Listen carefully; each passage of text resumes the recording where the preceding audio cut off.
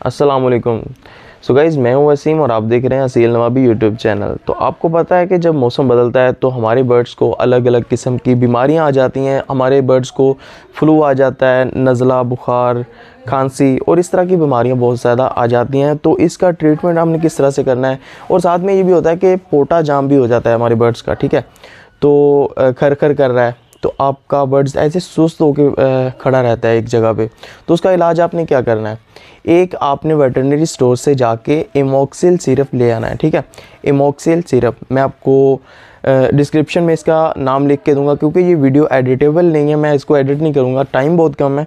तो डिस्क्रिप्शन में मैं इसका नाम मेंशन कर दूंगा, एमोक्सिल सिरप, ठीक है।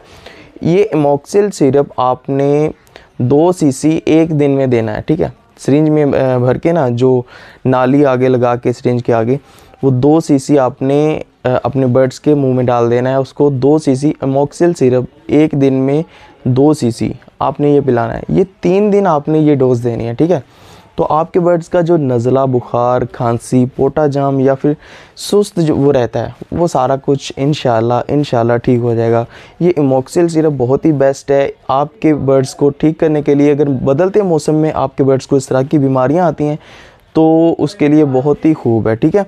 तो ये ट्रीटमेंट करें, आपके बर्ड्स इंशाल्लाह ठीक हो जाएंगे, उनको कोई बीमारी नहीं रहेगी।